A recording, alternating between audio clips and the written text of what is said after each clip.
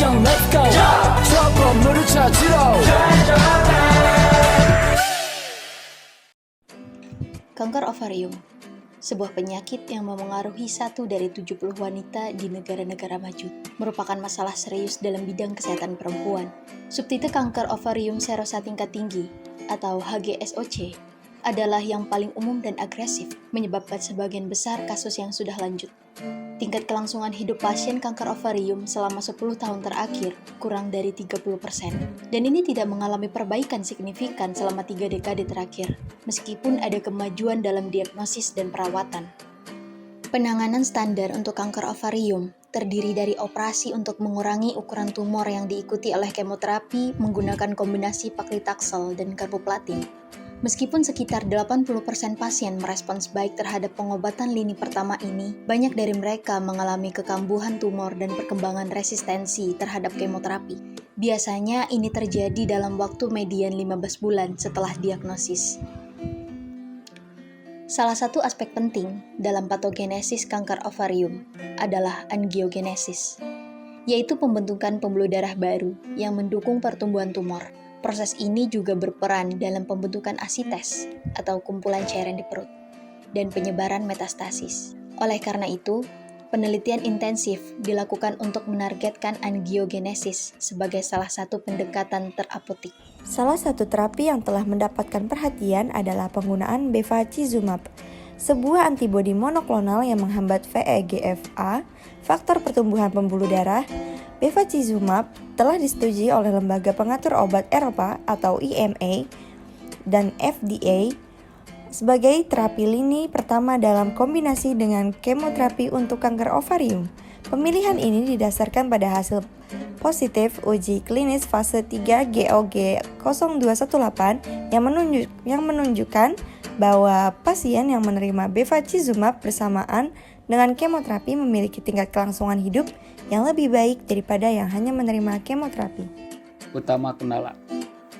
Namun, ada beberapa kendala yang masih harus diatasi dalam penggunaan bevacizumab. Salah satunya adalah toksisitas, di mana sejumlah pasien menghentikan pengobatan karena efek samping yang tidak diinginkan. Selain itu, resistensi terhadap anti-angionik yang sebagian disebabkan oleh pertumbuhan sel kanker dalam kondisi hipoksia atau kurangnya pasokan oksigen menjadi masalah yang serius. Sel puncak kanker atau CSC juga semakin diakui memiliki peran penting dalam perjalanan penyakit kanker ovarium ini, termasuk metastasis dan resistensi terhadap kemoterapi. Solusi potensial. Dalam mencari solusi yang lebih efektif untuk kanker ovarium, penelitian mengarah ke FK506 atau Binding Protein Light atau FKBPL. Anggota keluarga protein pengikat FK506, FKBPL memiliki berbagai peran dalam regulasi respons sel terhadap radiasi, regulasi sinyal reseptor, hormon seperti estrogen dan androgen, serta peran penting dalam penghambatan angiogenesis. Keunikan FKBPL. Nah, yang membuat FKBPL menonjol adalah aktivitasnya sebagai protein anti-angionik dan kemampuan untuk menargetkan sel puncak kanker. FKBPL memiliki potensi prognosis dalam kanker payudara dan dikaitkan dengan kelangsungan hidup yang lebih baik. Selain itu, FKBPL menghasilkan peptida bernama AD01 yang memiliki aktivitas anti-angiogenet dan anti-CSC yang kuat. Selanjutnya, pengembangan AD01 telah membawa pada seleksi ALM201 sebagai kandidat obat klinis. ALM201 adalah peptida yang aman dan tidak bersifat sitotoksik dan telah menunjukkan hasil yang positif dalam uji klinis fase 1 pada pasien dengan kanker ovarium. Penelitian terpadu mengevaluasi apakah ALM201 memberikan efek ganda yang unik dalam pengobatan HGSOC. Ini akan menjadi terobosan penting jika ALM201 dapat menggabungkan aktivitas anti-angiogenik dan anti-stent untuk mengatasi masalah utama dalam pengobatan kanker ovarium.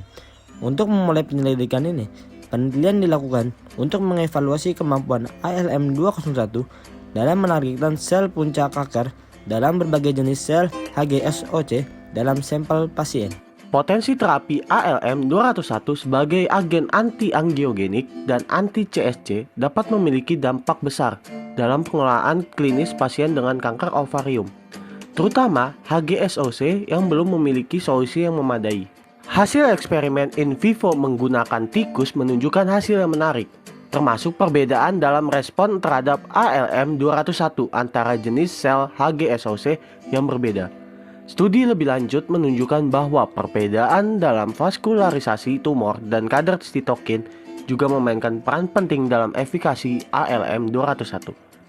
Penelitian ini terus berlanjut dan hasil lebih lanjut diperlukan untuk memahami secara lebih mendalam potensi penggunaan ALM201 sebagai terapi baru dalam pengobatan kanker ovarium.